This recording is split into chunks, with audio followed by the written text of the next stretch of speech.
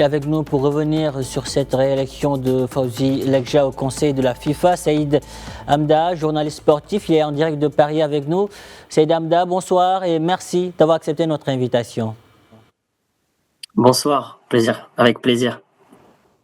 Cette réélection de Fawzi Lekja au conseil de la FIFA, n'est-ce pas une consécration du Maroc pour son rôle pour la promotion du football africain ?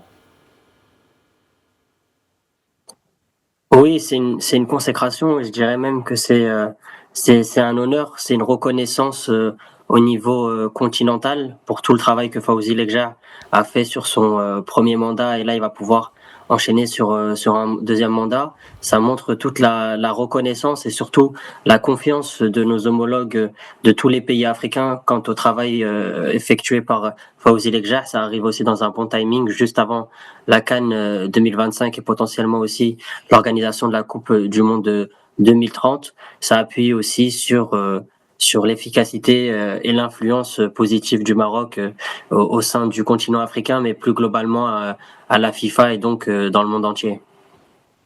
Aujourd'hui, en quoi cette réélection renforce-t-elle la position du Maroc et de l'Afrique dans les instances internationales du football ?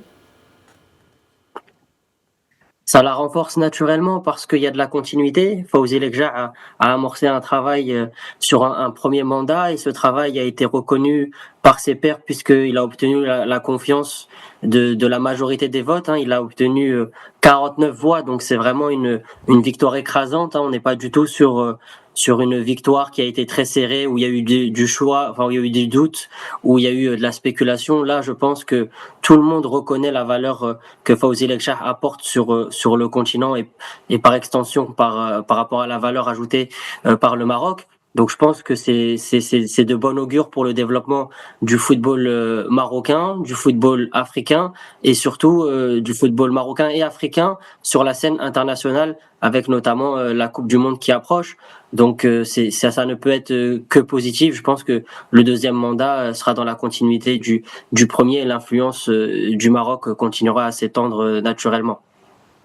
Nous aurons l'occasion de revenir sur les priorités de Fawzi Lekja avec ce nouveau mandat. Mais avant cela, comment, Saïd Hamda, évaluez-vous aujourd'hui le rôle de la CAF dans les décisions stratégiques de la FIFA et l'impact de la réélection du président de la Fédération royale marocaine de football à ce niveau ?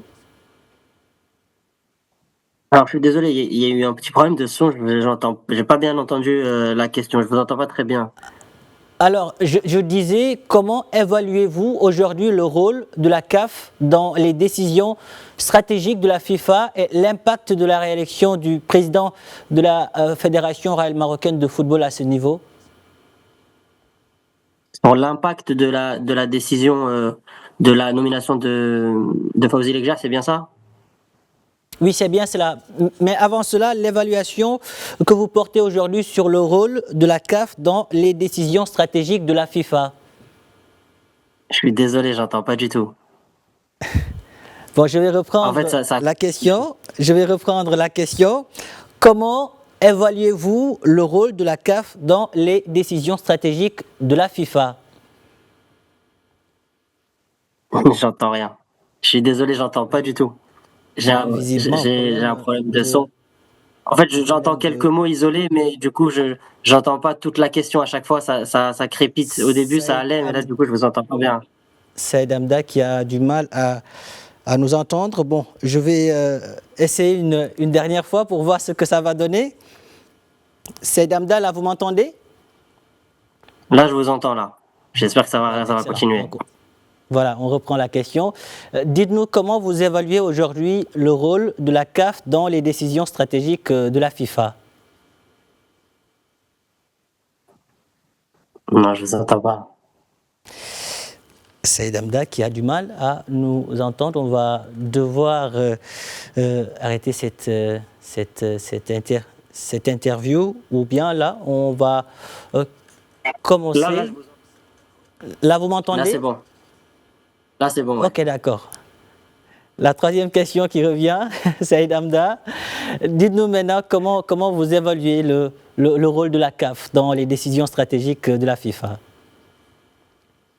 Bah, le rôle de la CAF, il est très important, parce que c'est l'institution qui va défendre les intérêts de toutes les équipes africaines, surtout que le modèle de la coupe du monde va évoluer en attribuant beaucoup plus de place aux équipes africaines, à la coupe du monde. Donc ce rôle de la CAF, il est vraiment, essentiel pour améliorer, toutes les conditions pour que les équipes africaines puissent s'épanouir au niveau, international. Donc c'est vraiment très, très important comme poste, et je pense que c'est juste de bon augure pour la suite. Et quelles sont les priorités? On en revient que Fawzi Lakja devrait défendre en tant que représentant de l'Afrique à la FIFA. Je pense que la priorité va être la Coupe du Monde de 2030, hein, naturellement. On va essayer de faire en sorte que ça se passe dans les meilleures conditions, et surtout, vous le savez, il y a cette histoire de finale de Coupe du Monde éventuellement qui pourrait être accueillie sur le continent africain, et en l'occurrence au Maroc, en 2030, ce qui ferait symboliquement 20 ans après la dernière et la première, en l'occurrence, finale de Coupe du Monde accueillie par un pays africain, à savoir l'Afrique du Sud en 2010. Donc je pense que l'enjeu sera là pour Fawzi Lekjah, c'est de réussir à convaincre la FIFA, à convaincre tous ses homologues d'accueillir cette finale de Coupe du Monde, puisque le Maroc construit un stade exceptionnel, puisque ce sera le plus grand stade du monde avec plus de 100 000 places assises. La concurrence est féroce, puisqu'en face, on aura le Bernabéu, mais ça fait partie aussi de ce travail-là, de se montrer convaincant, de montrer que le Maroc a les infrastructures, que le Maroc a la capacité à organiser un événement planétaire de cette envergure-là. Donc moi, je suis quand même plutôt confiant. Je sais que Fawzi Lekjah a une certaine crédibilité auprès des instances, hein. Il est là, il est président de la fédération marocaine depuis 2014. Il a gagné petit à petit cette crédibilité-là, et il a su à chaque fois collaborer, coopérer avec tous les pays africains ou tous les pays de la FIFA, quand certains pays ont du mal à organiser des matchs à domicile chez eux. Le Maroc se montre toujours garant. Le Maroc accueille des matchs, quand bien même le Maroc n'a pas du tout d'intérêt ou n'est pas du tout concerné par la rencontre. Le Maroc accueille gracieusement ces rencontres-là pour aider aussi le football africain à se développer. Le Maroc organise aussi les CAN féminines notamment, qui ne sont pas spécialement lucratives d'un point de vue financier, mais qui le sont en termes d'image, qui le sont aussi en termes de développement de tous les footballs. Donc je pense que Fawzi Lekjah est totalement l'homme de la situation pour amener le Maroc et l'Afrique toujours plus haut. Saïd Amda, merci pour toutes ces précisions. Merci d'avoir répondu à nos questions. Merci à vous.